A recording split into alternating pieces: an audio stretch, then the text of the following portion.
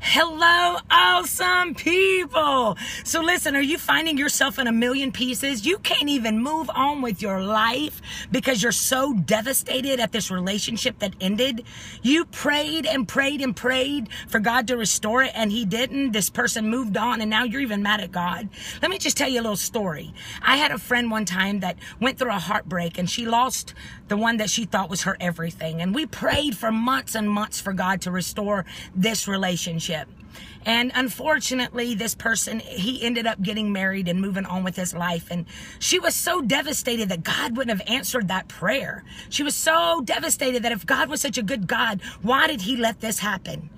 And I lost contact with her, and just a few years later, I saw her, and she came up to me and she said, "Do you remember praying with me about that relationship?" I said, "I sure do." She said, "I thank God every single day of my life that that relationship wasn't restored. I'm so thankful that God knew more than I did. I'm so thankful for unanswered prayers because I have found the man of my dreams that loves me. He's my escape and not my duty. He is the wind in my sail, the president of my fan club. And that man that I was praying so hard for God to bring back into my life has been married twice and on his third divorce. He is messed up, tore up from the floor up. If God would have given her what she wanted, she wouldn't have what she has today. So today you need to tell yourself, God, your will, not mine. Sometimes you got to get out of the way, and you've got to realize that God said he's going to do exceedingly abundantly more than you could ever ask or think. Relationships God's way are really easy. Either they work or they don't.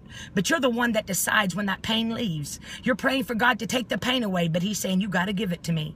Which means you got to decide one day, God, I'm getting up and I'm going to begin to live again. Sometimes you have to tell your heart to beat again. You have to tell your heart to love again. You got to remind yourself that rejection is not necessarily someone wanting out of your life, but it's somebody that God needed out of your future. Today, shake yourself off. Today, tell your heart it's time to beat again. I love you so much. Man, God's got great things for you. Jeremiah 29:11, man. He said he's going to bless you and not harm you. He's going to give you hope and a future. Today is the last day that you let that person that walked out of your life that was not even worth being a part of your world rule your emotions. It's time to live again. It's time to enjoy your children. It's time to let someone love you. You've got to let go of the wrong so he can bless you with the right. I love you so much. Share this video. Somebody else needs some hope in their news feed. Go to realtalkkim.com. Be a part of my world. Buy my book, Beautifully Broken. Hey, I'm Kimberly Jones Pothier. I think you're awesome. Hey, follow me